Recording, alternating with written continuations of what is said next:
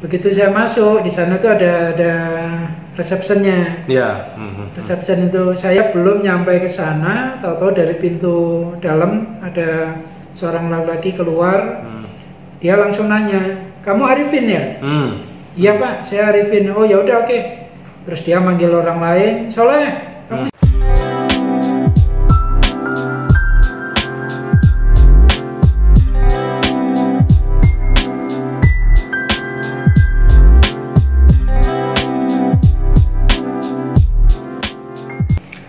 Assalamualaikum warahmatullahi wabarakatuh. Jumpa lagi dengan saya Mujiono ID. Pada kesempatan hari ini saya akan mengorek keterangan tentang cerita unik yang disampaikan oleh Bapak Haji Muhammad Zainul Arifin. Bagaimana ceritanya? Langsung kita ke TKP saja. Assalamualaikum Pak Haji. Waalaikumsalam. Apa kabar nih? Alhamdulillah, baik. Jadi gini Pak Haji, ini teman-teman ada yang penasaran karena sempat kita singgung di video-video selanjutnya bahwa nanti akan berbincang-bincang lagi dengan Pak Haji mengenai cerita-cerita yang unik, tentunya masih seputar pendingin tata udara. Nah kali ini kita tagih nih, apa nih yang mau diceritakan kepada teman-teman saat ini Pak Haji? Ya mungkin itulah bahwa saya dulu kan di awal melamar kerja itu kali ya. Oh iya boleh. Lamar kerja ini kayaknya seru nih kayaknya nih. Ya jadi dulu di tahun 1990. Oh udah lama juga ya? Jadi 1990 ya. Nah itu saya waktu itu kuliah. Nah untuk biayai kuliah, nah itu saya pengennya sambil kerja. Nah waktu itu kan kerja. Kalau sekarang tinggal buka website, tinggal cari di internet, lowongan kerjaan banyak ya? itu lowongan kan, ada macam-macam. Nah, kalau dulu saya keliling, jadi sambil sebelum berangkat kuliah itu saya keliling, begitu melihat di jalan ada memang di AC ya, jadi ada dealer AC, namanya apa, misalnya namanya PT ABC, nah itu saya tulis, alamatnya jalan apa, nah itu saya tulis.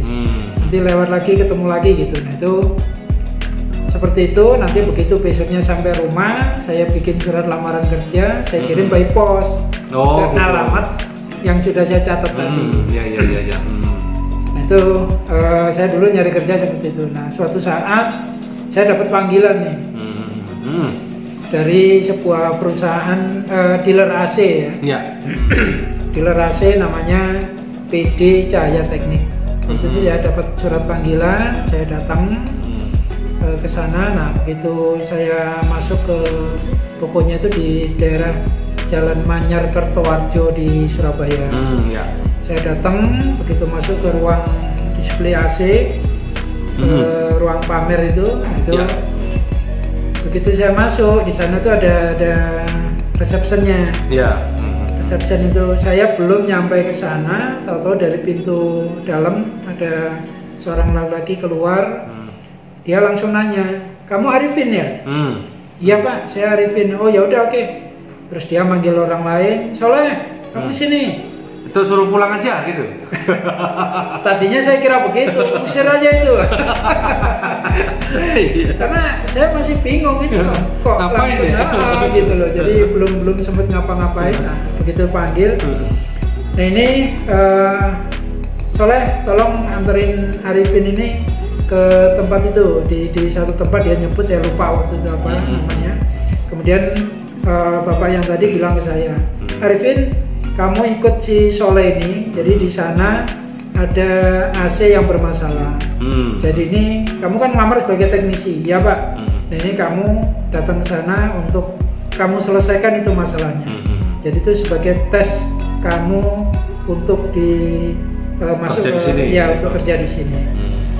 Ya udah, saya sama si Soleh berangkat. Ternyata saya dibawa ke sebuah bank. Saya lupa namanya, persisnya di mana waktu itu saya lupa. Kemudian di bank itu begitu saya diajak masuk ke ruang lobby bank, begitu masuk ke ruang teller itu ya, itu ada satu AC kaset gitu. Nah si Soleh bilang ini yang nggak dingin gitu. Kenapa masalahnya? Dia nggak dingin. Dan di situ memang saya lihat di lobi itu orang antri untuk ke teller itu sambil kipas-kipas yang bawa buku tabungan atau apa itu buat jadi kepanasan, dan memang saya rasakan panas juga, cukup panas gitu. Makanya pintu dibuka terus. Akhirnya ya udah odor di mana? Nah, begitu saya sama Soleh diajak ke odor, begitu saya cek di odor itu ternyata 2 pipanya, jadi pipa dicas yang suction ini yang itu dua-duanya tertutup bunga es tebal sampai besar, freezing dua-duanya. Begitu tertutup itu, makanya terus saya ambil analyzer, saya coba ukur ampere, memang agak rendah dari standarnya. Misalnya tertulis waktu itu saya lupa berapa PK, kurang lebih sekitar 5 PK-an atau gitu.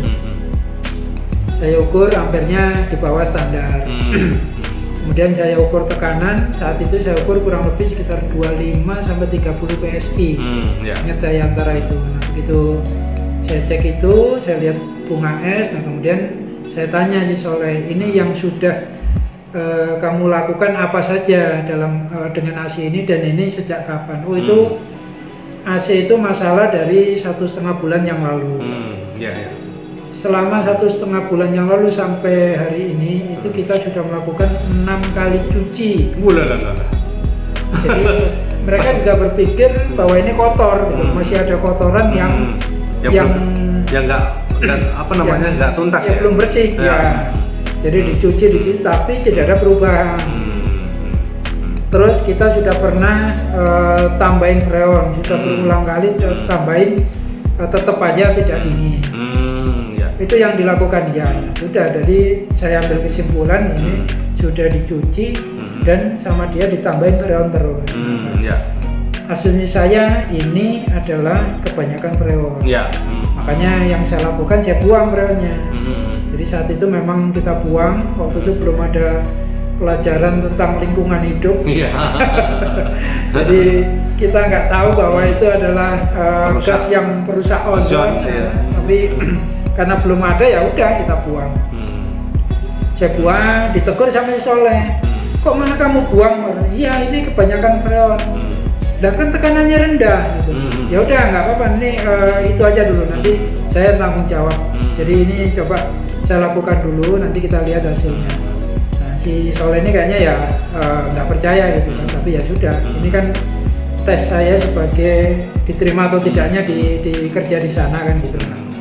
Saya buang kira-kira setengah jam, dikit-dikit, kemudian saya stop 15 menit, saya cek ini bunga es sudah mulai terkupas, mulai leleh.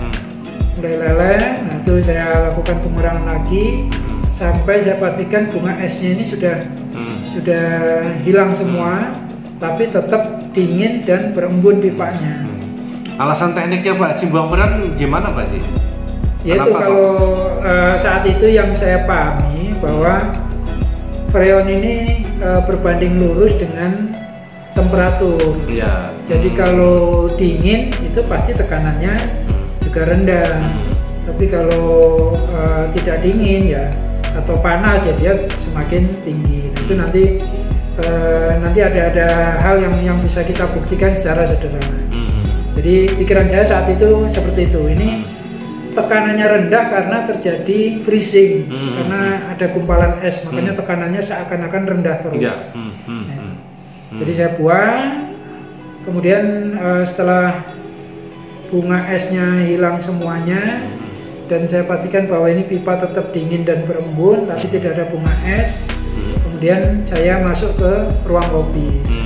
Begitu saya masuk ke dalam, itu tellernya, mbak teller ini langsung teriak, wah ini baru dingin nih Pak. Itu saya rasakan memang sudah mulai dingin dan orang-orang antri di teller yang kepanasan tadi ya, kipas-kipas sekarang saya perhatikan sudah nggak ada dan pintu pun sudah ditutup. Yang tadinya dibuka. Jadi itu begitu ini ya oke, jadi sudah dingin.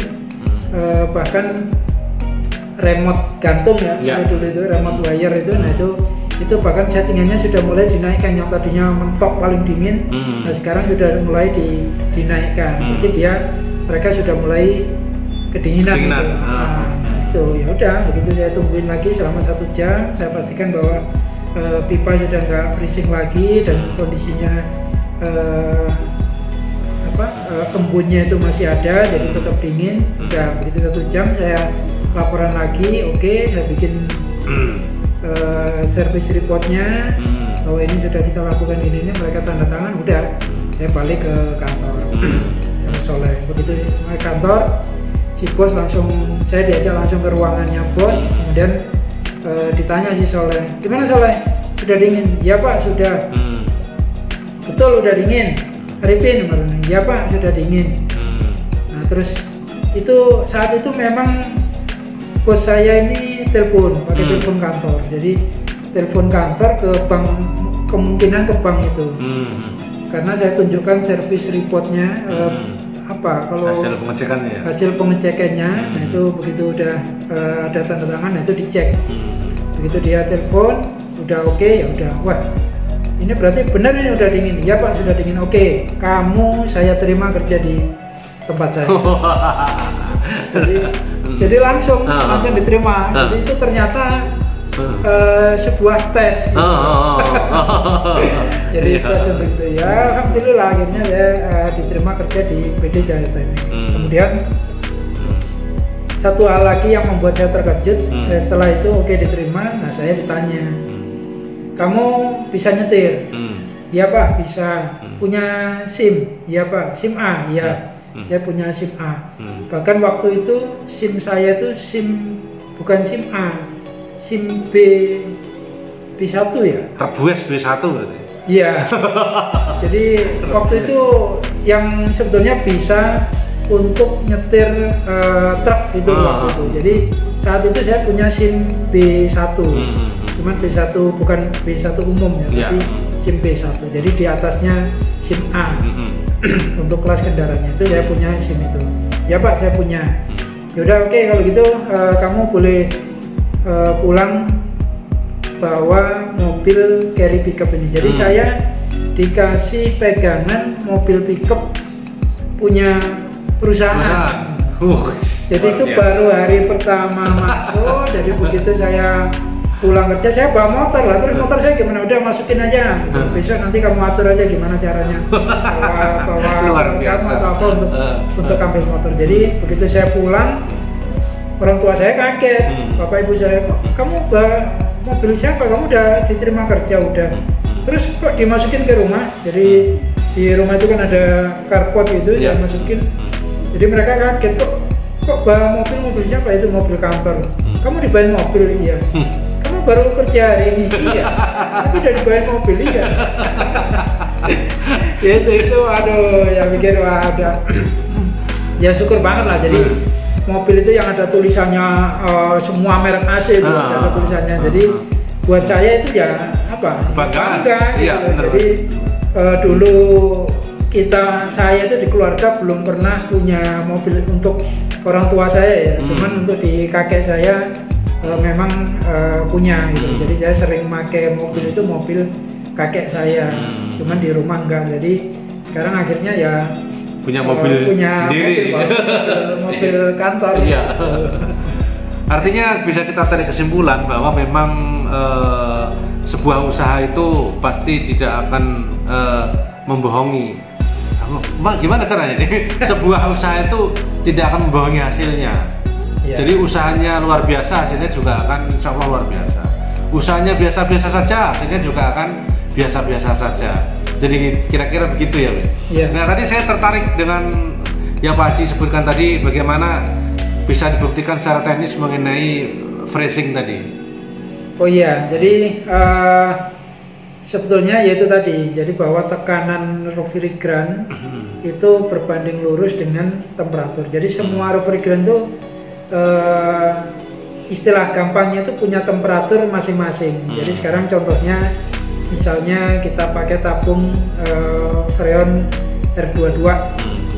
Nah ini kita ukur, misalnya kita pasang selang, kita pasang analyzer. Kalau R22 katakanlah begitu kita buka dia terukur 150 PSI misalnya ya. Nah ini kemudian coba tabung ini kita masukkan ke dalam freezer atau ke dalam air es atau gimana, pokoknya didinginkan lah. Kita coba gampangnya kita masukkan ke dalam freezer box misalnya, tabungnya kita masukkan, kemudian kita lihat manifold atau analisernya. Nah ini yang tadinya tekanan 150, dengan semakin dinginnya tabung, ini tekanan pasti akan turun.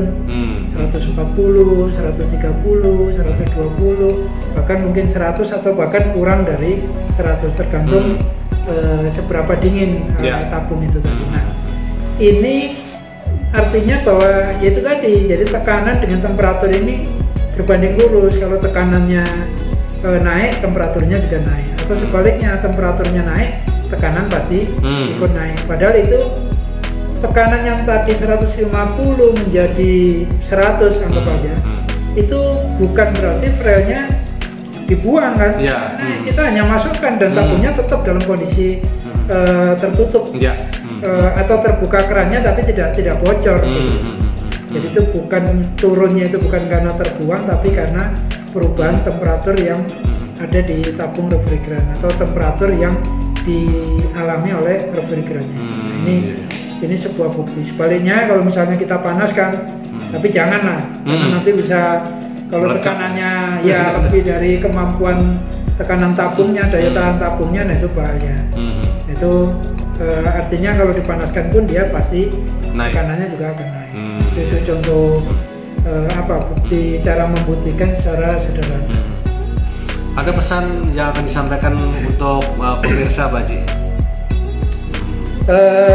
Itu tadi, jadi kalau dalam sisi saya tadi begitu diberi kepercayaan pegang mobil, kemudian diterima, nah itu buat saya adalah sebuah kepercayaan atau bahkan saya anggap itu adalah sebuah amanah. Nah ini jangan pernah main-main atau menyia-nyiakan kepercayaan dan amanah yang diberikan oleh orang kepada kita. Jaga itu. Jadi begitu saya terima mobil ya memang saya syukur saya dipermudah, jadi hujan gak kehujanan, panas gak kepanasan, dan bahkan saya dalam bekerja sehari-hari itu memang akhirnya itu menjadi mobil seakan-akan mobil fasilitas untuk saya. Jadi ngirim saya kerja, masang AC segala macam itu pakai mobil, yang lainnya pakai motor. Pakai mobil sendiri. Saya yang pakai mobil. Jadi itu adalah saya anggap sebuah amanah, sebuah kepercayaan. Jangan pernah main-main dan disia-siakan. Jaga amanah itu dengan baik. Itu saya rasa. Oke, terima kasih Pak Haji sudah berbagi cerita yang sangat luar biasa, menarik dan juga inspiratif sekali. Jadi mudah-mudahan teman-teman bisa mengambil intisari daripada cerita Pak Haji ini.